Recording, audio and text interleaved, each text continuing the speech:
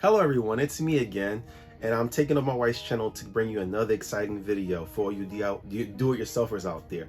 So today I have a heat press station slash shelf that we turned into some multifunctional contraption thing. So if you want to see more on this, please continue to watch.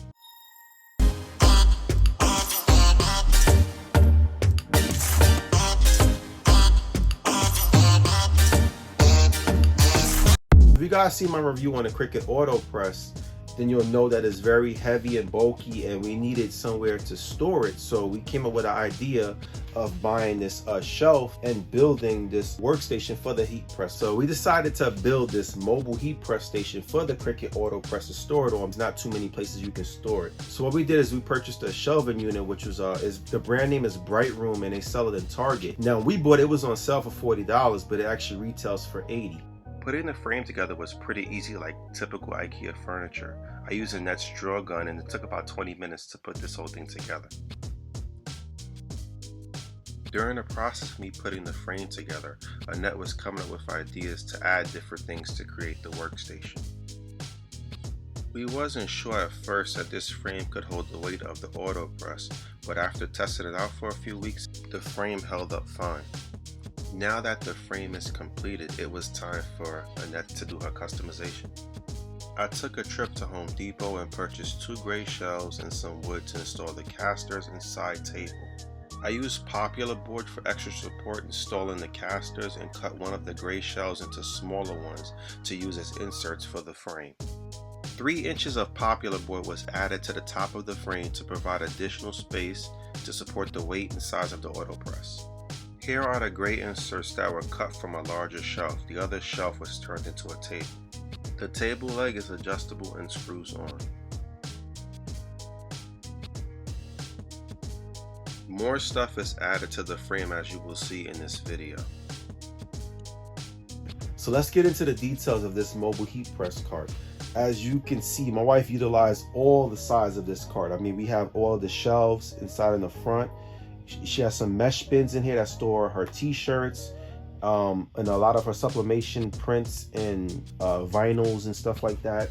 She has 2 tables that she has on the side. This one we can have a leg that we can store on the bottom, and this one just goes up like this. This extra table is used to provide more space when using the Autopress. When she does her sublimation or vinyl press, on the back of this shelf, she has this, I think, storage rack. I know we bought this from IKEA. I don't know what it's called, but I'll put that information in the description.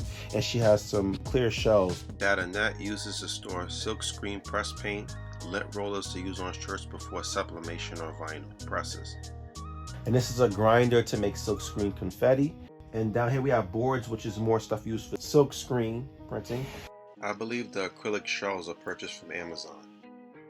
On the side, we have a hat holder over here that holds all her hats that she can use to do designs on those. Underneath are storage folders that store more shirts, press mats, and accessories that go with Cricut products. Moving back to the front of the workstation, we have 2 mesh bins that's made of the same brand as the frame. The top bin is a 13 by 13. The bottom bin is a 13 by 6, which stores Annette's Cricut hat press. We have the casters on the bottom, so it's easily movable. We usually have it stored in our living room with the vision box. And if you haven't seen my review in the vision box, you can check that out. I'll leave that also in the description. In front of the vision box is another example of how my wife uses the workstation to store her Cricut makers. If you decide to recreate this design and you plan to store any heavy items on the table, I would suggest locking the casters for better stability. I think I forgot some stuff.